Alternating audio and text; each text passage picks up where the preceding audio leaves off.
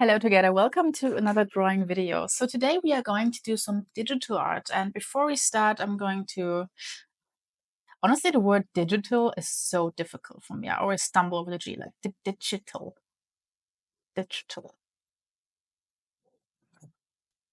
So I did some digital art and I just happened to pick up my iPad and draw a little, and honestly I was really happy with my result, given that I haven't been drawing digitally in over 5 years. But then I looked at one of the pre-installed drawings that came with the software that I'm using. And this drawing happens to be done by the one and only Loish. So if you know anything about digital art and you have an Instagram account, you know Loish. She does some amazing artwork.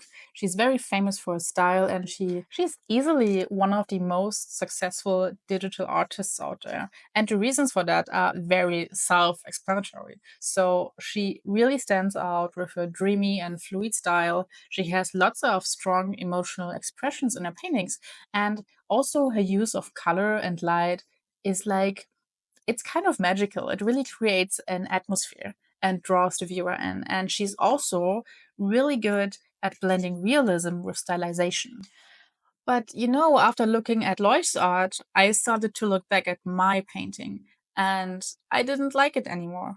And I can tell you why. I think, in comparison to whatever she does, my art looks very stiff, right? It's not like it's ugly or anything. I still like my art in some way, but I think it's just way too stiff, especially in comparison to her art. And for this video, I decided to not bathe in my self-pity and try to learn and adapt from Loish, because another fun fact about her is that she's very open about her artistic process and she's out there educating people. So girl is not gatekeeping, and we are making use of that for this video.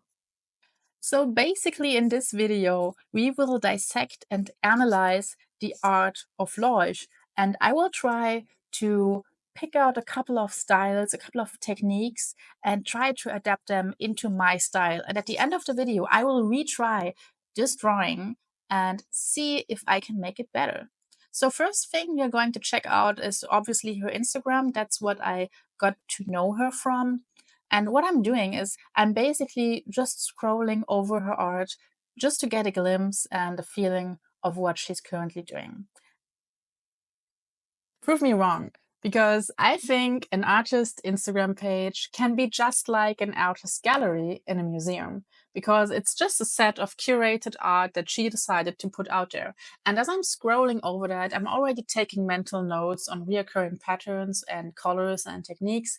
And also I'm picking out a couple of illustrations that I really, really like. And these illustrations I will analyze in just a minute.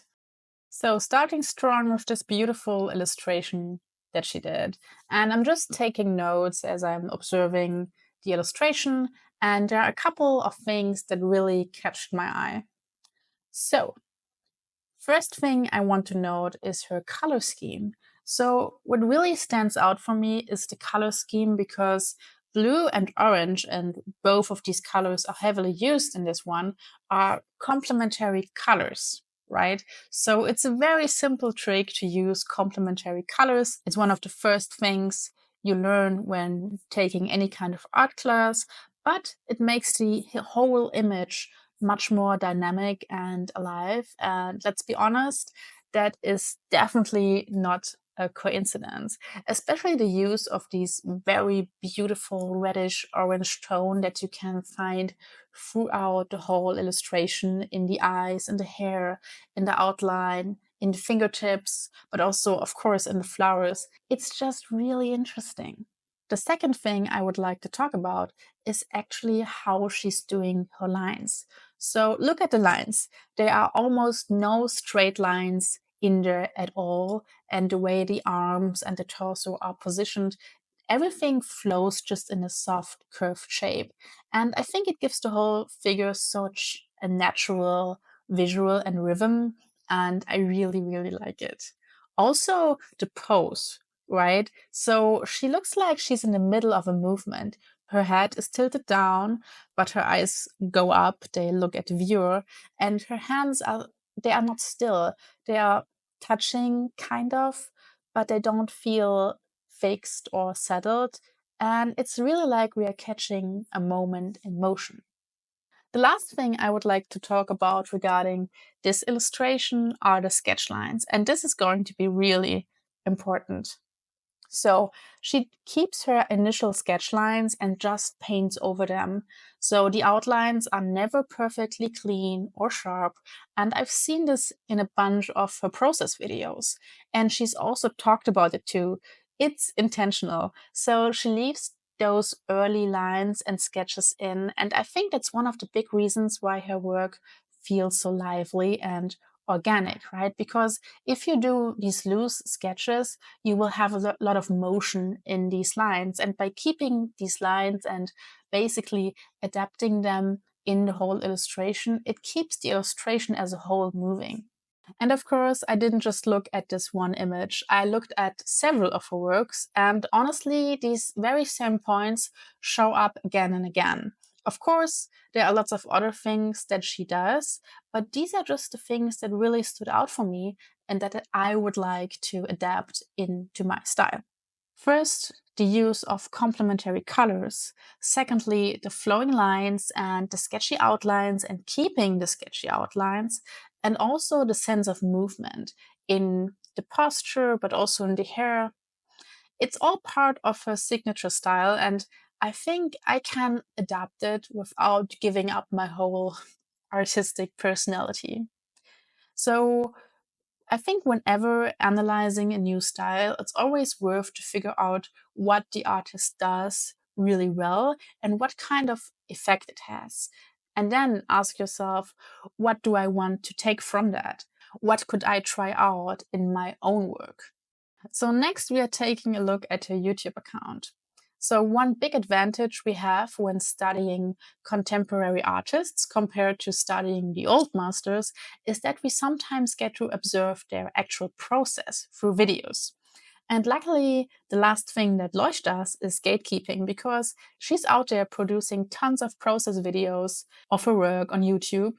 And there are speed paints, real time videos, but also some videos with commentary where she explains her process. And I did watch quite a few of them. And again, at least for me, the same pattern shows up, right? Especially when it comes to a line art, that you can actually see her keeping the line art sketch and just painting over it and then incorporating it in the final illustration. Another thing that she's doing, what kind of surprised me, is that she's merging her layers incrementally throughout her process. So in the end, she's often drawing on what feels like a single canvas. And I think that's also one reason because the end result looks so cohesive and painterly. And I definitely want to try that as well because I always used to create many, many different layers because I think I was afraid of making a mistake and then not being able to go back. I'm definitely stepping out of my comfort zone and trying this out as well. There are two more sources that I would like to talk about very briefly. So, first thing is her Patreon. So, she does have a Patreon and she's very active there. And there are lots of tutorials, process videos, but also statement videos like this one, How to Steal a Style, where she basically explains the same things we are doing right now. But it's really nice to see that she agrees. So, I'm not feeling guilty for making this video. So I would definitely recommend her Patreon. I think she's doing lots of good stuff there, lots of good things to make art education more accessible because it is only 10 euros, I think. So yeah, definitely a bargain and 100% recommend her Patreon. The other thing I would like to talk about is her free art school. Actually, there you will find some PDFs and some more in-depth tutorials about her process. And I think they are very good. And the best thing, it's free. So all you need to do is basically subscribe to her newsletter. There's like a paywall like the newsletter paywall. So I won't be showing anything that is behind the paywall, but all you need to do is basically sign up to the newsletter and then you can get started. So 10 out of 10, I would 100% recommend. And I really looked at all the sources that she basically gave up for free. After watching all of these videos and tutorials and getting all of that visual information and noting down the points that I would like to tackle, I feel ready to retry my original drawing. And the first thing I'm definitely applying here is keeping the basic line art sketch. And honestly, it makes the whole sketching process so much easier because I don't have to worry about keeping the lines clean and drawing over them and doing the whole thing again. I just do my basic sketch and then I draw over it and make the lines a bit more precise, a bit more saturated, and then I can already start with blocking in the colors for the coloring part. Honestly, when doing digital art, I always felt like the coloring part is the most fun, right? Because in comparison to traditional art, you don't have to worry about materials or colors running out or mixing different mediums with different kind of textures. You don't have that, right? You can just use whatever color you want. You have like all the colors in the world available at your feet. And yeah, making use of that. And also, what I did is, which I definitely learned from Loish, is that I'm using a very saturated color for the line art, right? So I used to always have line art that is kind of dark. And from her, I kind of learned that it can be very beautiful if you choose like a very saturated, bright color. And that's what I'm doing here. I also try to be more creative with my color palette and really to be more aware of my color palette. So for this one, I was thinking of a Fae girl that is somewhat royalty and has kind of a mean look, but still looks like a golden child, like a really luxury kind of person. And that's what I tried to establish with this whole color theme and to reflect on her cold blood character, I gave her these icy blue eyes. But what I did realize is that I kind of backed out of trying a new pose. I wanted to try something like Loish is doing, like a very dynamic, lightweight, zero gravity pose, but I was kind of afraid. I didn't dare to do that yet, but that's something for the future. But definitely what I did apply is like the warm color palette. And really, I think, and I cannot stress this enough, I really think the big difference is the saturation in the line art. Because I would use like a very dark line art, and then it would be very difficult to have like this warm tone for the whole drawing. And by having like this very saturated orange tone, it was so incredibly easy. And then I basically just continued with the rest of the painting, continuing with the dress and the background. Honestly, I also think that I could have spent a bit more time on the background and give it a bit more love because I think if I compare it to whatever Loish is doing, she's always also very creative with the background, even though they are usually pretty minimal, right? And I didn't do that as well or as good, but I guess I still tried my best, and that's enough for now. And that is actually now the final result. So we are going to compare it again to my old drawing.